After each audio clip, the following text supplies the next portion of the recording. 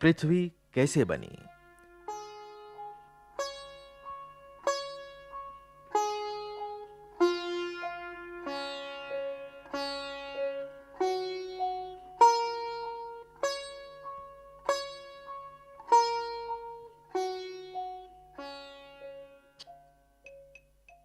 प्रिय इंदु, तुम जानती हो कि धरती सूरज के चारों तरफ घूमती है और चांद धरती के चारों तरफ घूमता है। शायद तुम ये भी जानती हो कि ऐसे और भी कई पिंड हैं जो धरती की तरह सूरज का चक्कर लगाते हैं। हमारी धरती समेत ये सब सूरज के ग्रह कहलाते हैं। चांद धरती का उपग्रह कहलाता है क्योंकि वो धरती के ही आसपास रहता है। दूसरे ग्रहों के भी अपने-अपने उपग्रह हैं। सूरज, उसके ग्रह और ग्रहों के उपग्रह मिलकर एक सुखी परिवार बन जाता है। इस परिवार को सौर जगत कहते हैं। सौर का अर्थ है सूरज का, और क्योंकि सूरज इन सब ग्रहों का पिता है, इसलिए इस पूरे समूह को सौर जगत कहते हैं।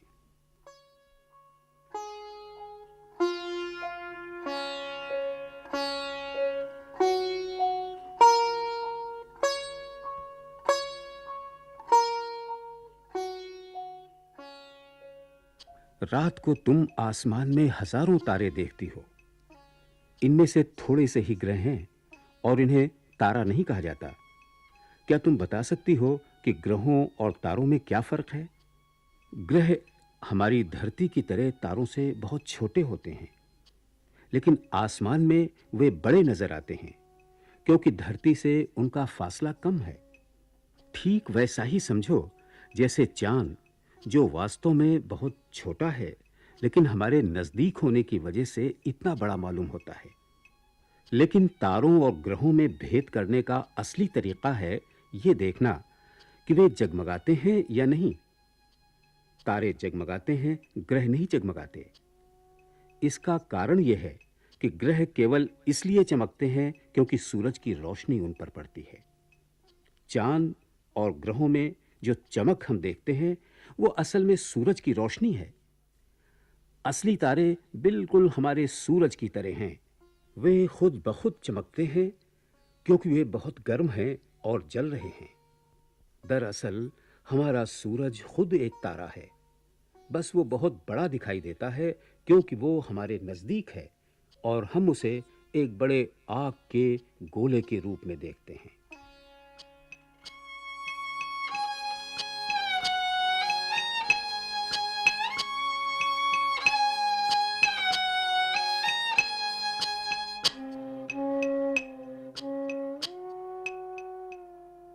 अब तुम्हें मालूम हो गया कि हमारी धरती सूरज के परिवार में है, यानी सौर जगत में। हम समझते हैं कि धरती बहुत बड़ी है और हमारी जैसी छोटी सी चीज के मुकाबले वो है भी बहुत बड़ी। किसी तेज रेल गाड़ी या जहाज पर बैठकर भी इसके एक हिस्से से दूसरे हिस्से तक जाने में हफ्तों और महीनों लग जाते हैं।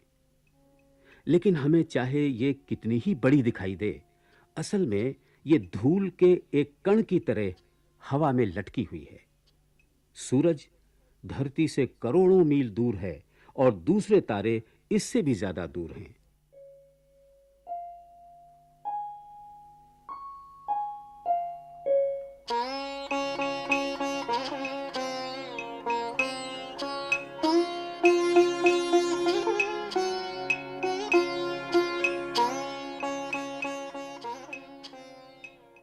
खगोल शास्त्री यानी वे लोग जो तारों का अध्ययन करते हैं, हमें बतलाते हैं कि बहुत समय पहले हमारी धरती और सारे ग्रह सूरज का ही हिस्सा थे।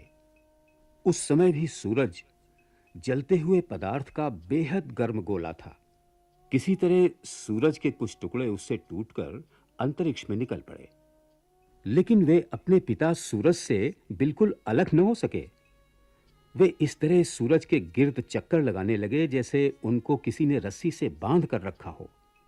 ये विचित्र शक्ति जिसकी मैंने रस्सी से मिसाल दी है, वो है जो छोटी चीजों को बड़ी चीजों की तरफ खींचती है। यही वो ताकत है जो वजनदार चीजों को धरती पर गिराती है। हमारे निकट धरती ही सबसे विशाल चीज है, इसी से वो हर एक चीज को अपनी तरफ खींचती है।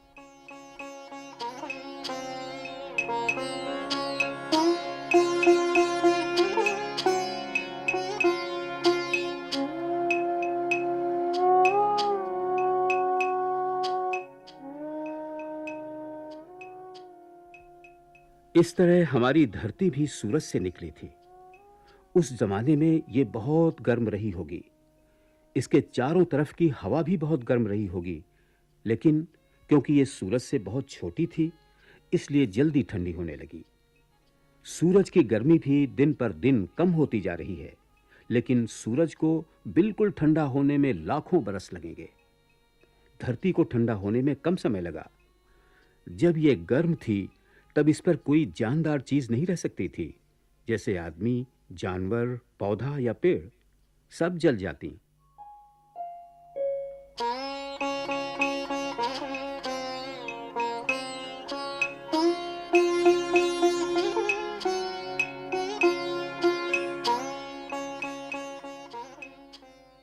कुछ लोगों की धारणा है कि जिस तरह सूरज का एक टुकड़ा टूटकर धरती बन गया, उसी तरह धरती का एक टुकड़ा टूटकर चांद बन गया।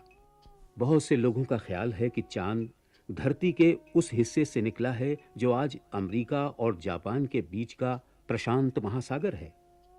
खैर, धीरे-धीरे धरती ठंडी होने लगी। उसे ठंडा होने में बहुत समय लगा।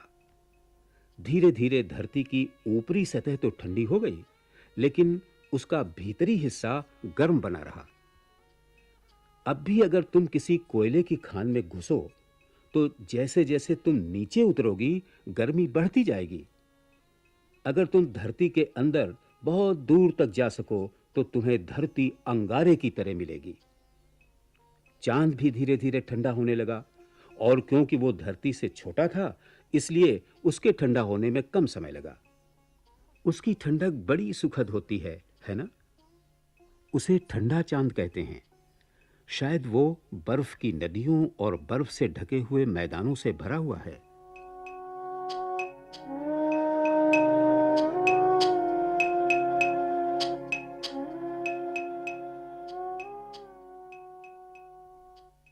जब धरती ठंडी हुई, तो हवा में जितनी भाप थी, वो जमकर पानी बन गई और शायद वर्षा बनकर बरस पड़ी। लगता है उस समय बहुत ही ज्यादा पानी बरसा होगा। ये सब पानी जमीन के बड़े-बड़े गड्ढों में भर गया और इस तरह बड़े-बड़े समुद्र और सागर बने। जैसे-जैसे धरती ठंडी होती गई और समुद्र ठंडे होते गए, वैसे-वैसे वे जानदार चीजों के रहने लायक होते गए। अगले खत में मैं तुम्हें जानदार चीजों के पैदा होने का हाल लिखूंगा।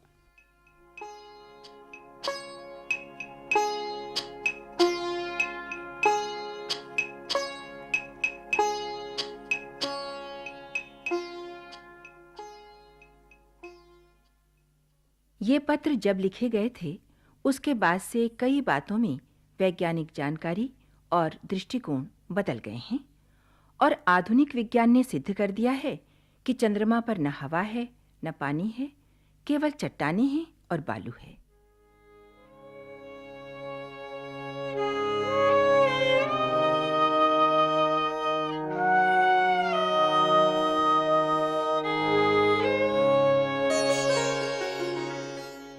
जानदार चीजों की शुरुआत।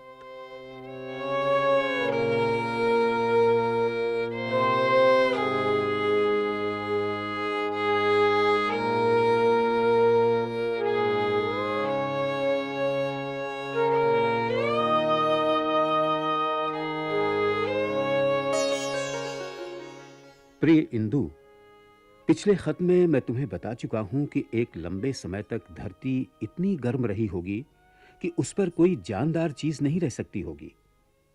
धरती पर जीवन कब शुरू हुआ और शुरू के जीव क्या थे, यह बड़ा रोचक सवाल है, पर इसका जवाब देना आसान नहीं है। पहले यह समझना होगा कि जान क्या है।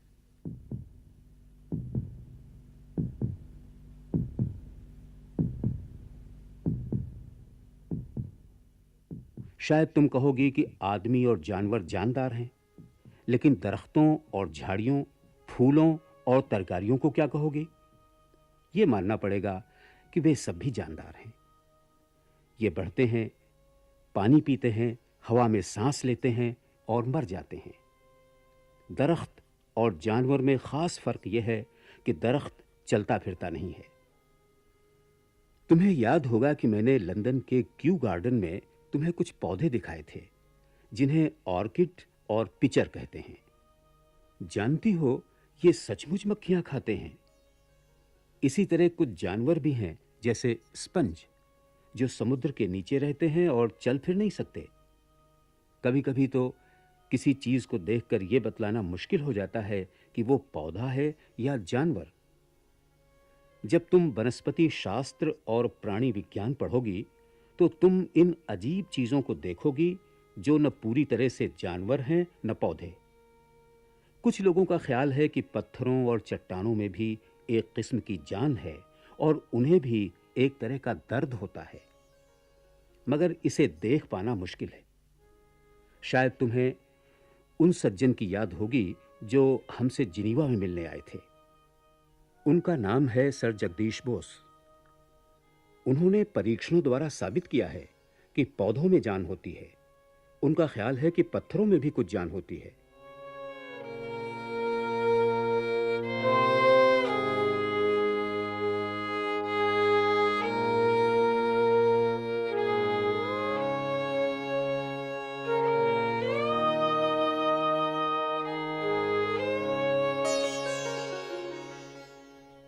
अब तुम्हें मालूम हो गया होगा कि किसी चीज को जानदार या बेजान कहना कितना मुश्किल है।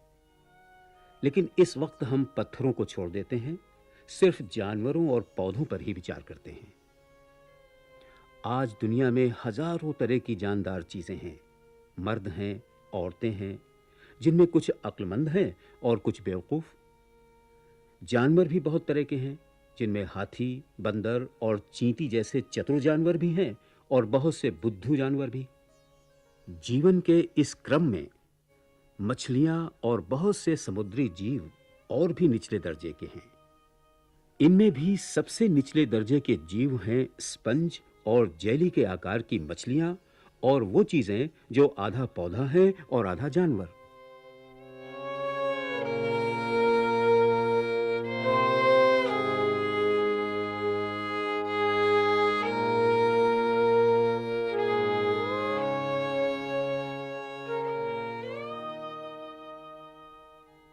अब हमें इस बात का पता लगाना है कि ये अलग-अलग तरह के जानवर एक साथ वजूद में आए या एक-एक करके धीरे-धीरे। हम इसका पता कैसे लगाएं? उस पुराने जमाने की किताबें तो हैं नहीं, लेकिन क्या प्रकृति की पुस्तक हमारी मदद कर सकती है? हां, कर सकती है। हमें पुरानी चट्टानों में जानवरों की हड्डियां मिलती हैं, जिन्हें अंग्रेजी में फॉसिल्स कहते हैं। जब ये फॉसिल्स हमें मिलते हैं तो हम कह सकते हैं कि आज से सैकड़ों वर्ष पहले जब वो चट्टान बनी तो वे जानवर भी जरूर रहे होंगे जिनकी हड्डियां हमें चट्टानों में मिली हैं। तुमने इस तरह के बहुत से छोटे और बड़े फॉसिल्स लंदन के साउथ केंसिंगटन अजायब घर में देखे थे। जब कोई जानवर मर जाता है तो उसका नर्म और मांस वाला भाग तो बहुत जल्दी सड़ जाता है, लेकिन उसकी हड्डियां बहुत दिनों तक बनी रहती हैं। यही हड्डियां हमें पुराने जमाने के जानवरों का हाल बताती हैं। लेकिन मान लो किसी जानवर के हड्डियां ही न हो, जैसे जेलीफिश, तब उसके मरने के बाद कुछ भी बाकी नहीं रह जाता। जब हम चट्टानों को गौर से देखते हैं और बहुत से पुराने फॉसिल्स जमा कर लेते हैं तो हमें मालूम हो जाता है कि अलग-अलग समय में अलग-अलग तरह के जानवर रहते थे। सबके सब एक साथ कहीं से नहीं आए। सबसे पहले खोल वाले साधारण जानवर पैदा हुए, जैसे घोंघे। समुद्र के किनारे तुम जो सुंदर घोंघे और सीपियां बटोरती हो, वे उन जानवरों के बाहरी खोल हैं जो मर चुके हैं। उसके बाद कुछ और विकसित जानवर आए, जैसे सांप, हाथी से भी बड़े जानवर और आज पाए जाने वाले जीवों से मिलते जुलते पशु पक्षी। सबसे बाद में हमें आदमियों के अवशेष मिलते हैं। इससे यह पता चलता है कि जानवरों के वजूद में आने का एक सिलसिला था। पहले सबसे मामूली जानवर आए, उसके बाद उनसे ऊंचे किस्म के जानवर आए, और जैसे-जैसे समय बीता वो और विकसित होते चले गए, और आखिर में सबसे विकसित जानवर यानी आदमी आया। सीधे साधे स्पंज और घोंघे में कैसे इतनी तब्दीलियां हुई और कैसे वे विकसित होते चले गए, ये बड़ा रोचक अध्ययन है जिसके बारे में तुम्हें फिर कभी बताऊंगा। इस वक्त तो हम उन प्राणियों की बात कर रहे हैं जो सबसे पहले आए।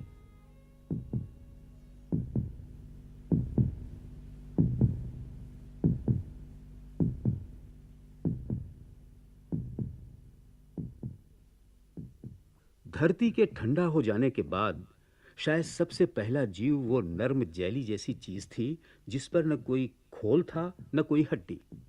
वो समुद्र में रहती थी। इनके फॉसिल्स नहीं मिलते क्योंकि इनकी हड्डियां थी ही नहीं, इसलिए हमें अनुमान ही लगाना पड़ता है। आज भी समुद्र में जेली के आकार के जीव पाए जाते हैं। ये गोल होते हैं, लेकिन इनका आकार लगातार बदलता रहता है क्योंकि इनमें न कोई हड्डी होती है न कोई खोल। अगर तुम इनका चित्र देखो तो पाओगी कि इनके बीच में एक बिंदु होता है, इसे केंद्र कहते हैं, और ये एक तरह से इनका दिल है।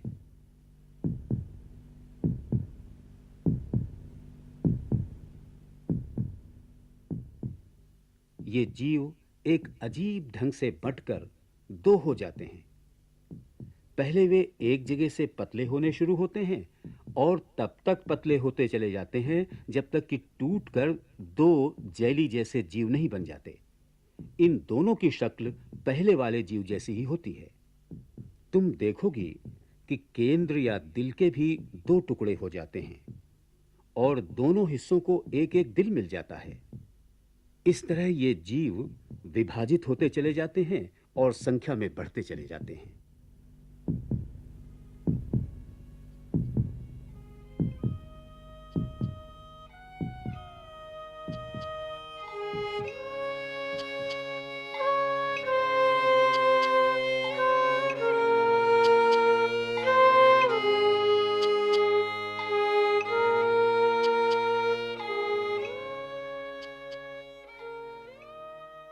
इसी तरह की कोई चीज हमारी पृथ्वी का पहला जीव रही होगी।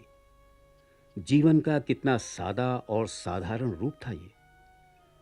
उस समय इस पृथ्वी पर इससे बेहतर या विकसित जीव नहीं था।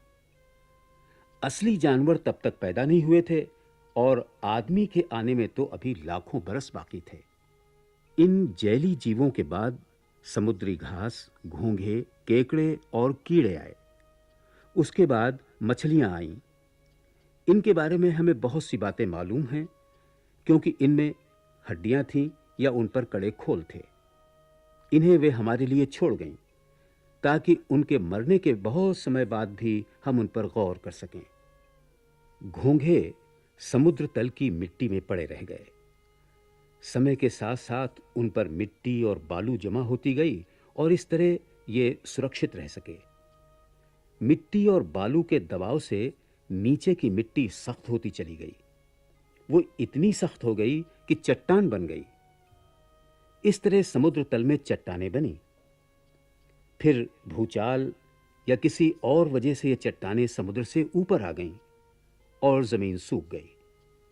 ये सूखी चट्टानें नदियों और वर्षा के जल से धुलती रहीं और जो घोंघे लाखों बरसों से इनमें छिपे थे वे बाहर आ गए। इस तरह हमें ये घोंघे या फॉसिल्स मिलते हैं और उनका अध्ययन करने के बाद हम ये पता लगा पाते हैं कि पुराने समय में हमारी पृथ्वी कैसी थी। अगले पत्र में हम इस बात पर विचार करेंगे कि साधारण जीव किस तरह विकसित होते होते आज के जीव जैसे हो गए।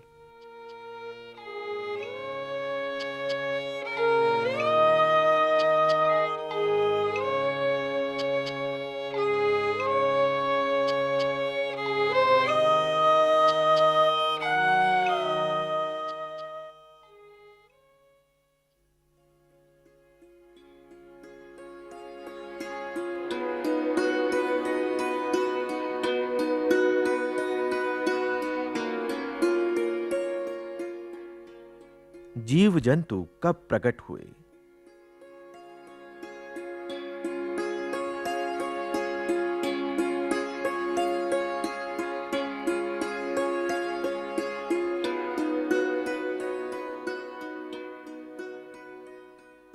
प्रिय इंदु, अब तक हम इतना जान चुके हैं कि हमारी पृथ्वी पर जीवन समुद्री जीव जंतु और पानी में होने वाले पौधों के रूप में विकसित हुआ। ये जीव सिर्फ पानी में रह सकते थे और अगर किसी वजह से बाहर निकल आते होंगे और उन्हें पानी न मिलता होगा तो जरूर मर जाते होंगे। जैसे आज भी अगर जेली फिश किसी तरह किनारे आ जाए और सूख जाए तो वो मर जाती है। लेकिन उस जमाने में आजकल से कहीं ज्यादा समुद्र और दलदल रहे होंगे।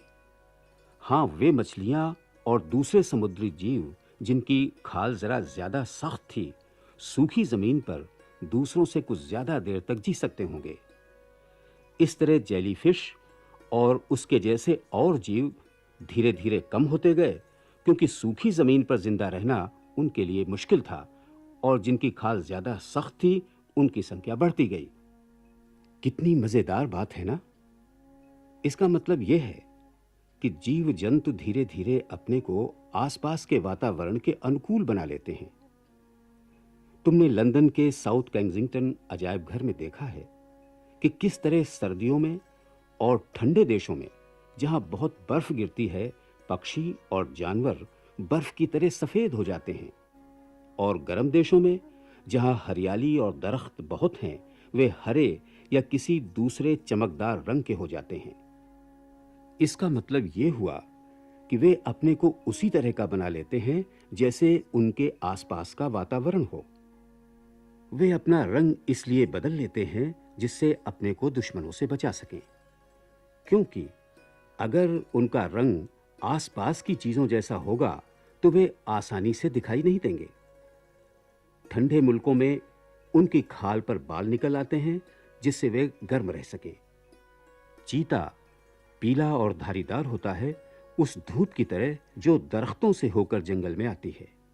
इसीलिए चीते को घने जंगल में देख पाना मुश्किल होता है।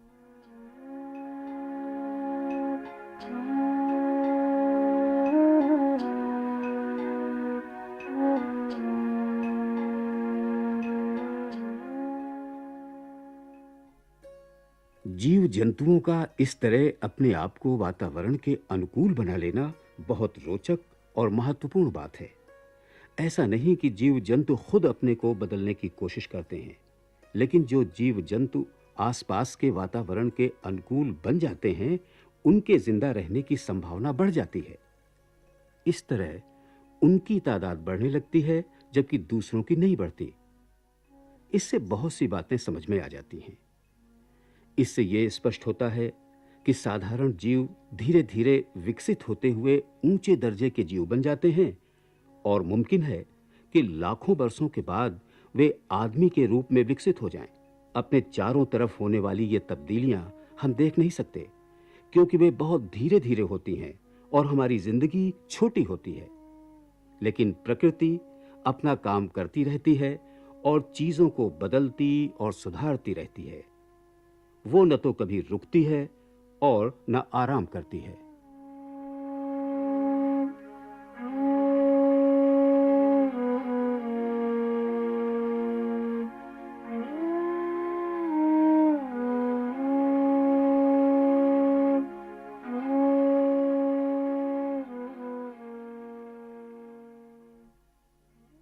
तुम्हें याद होगा कि मैंने तुम्हें लिखा था कि पृथ्वी धीरे-धीरे ठंडी होती गई और सूखती गई।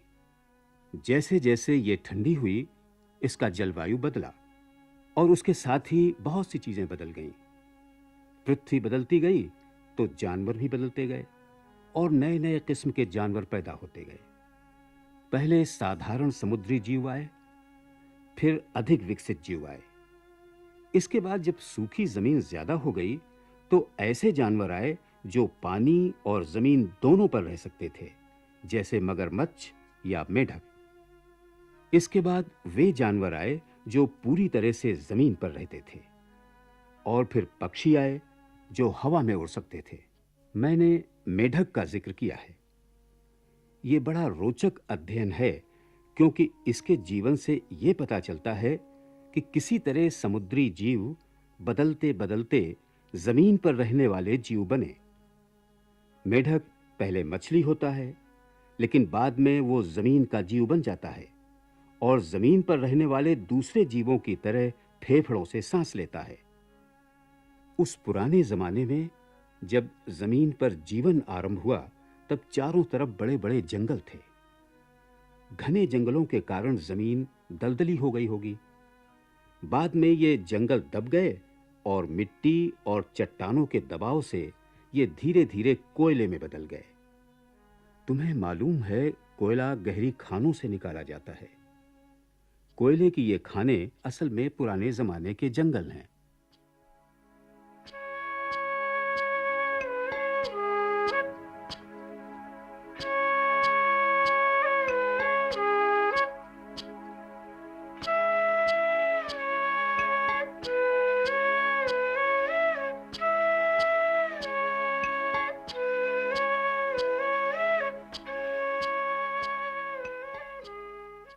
जमीन पर रहने वाले शुरू के जानवरों में बड़े-बड़े सांप, छिपकलियां और घड़ियाल थे। इनमें से कोई-कोई 100 फीट लंबे थे। जरा सोचो, 100 फीट लंबे सांप और छिपकलियां। तुम्हें याद होगा कि तुमने इन जानवरों के फॉसिल्स लंदन के अजायब घर में देखे थे। बाद में वे जानवर आए जो आज के जानवरों से मिलते हैं।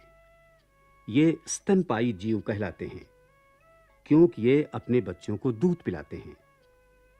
पहले वे भी आजकल के जानवरों से बहुत बड़े होते थे।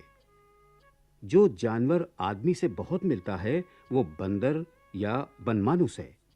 इसीलिए लोग सोचते हैं कि आदमी बनमानुस का वंशज है।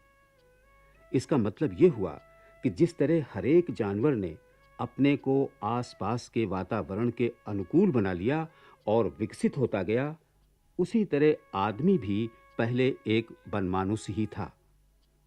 यह सच है कि वो सुधरता गया, या यूं कहो कि प्रकृति उसे सुधारती रही, और आज उसके घमंड का ठिकाना नहीं है। वो अपने आप को दूसरे जानवरों से बिल्कुल अलग समझता है। लेकिन हमें याद रखना चाहिए कि हम बंदरों और बनमानुसों के भाई बंद हैं, और आज भी हम में से बहुत से बंदरों जैसा व्यवहार करते हैं।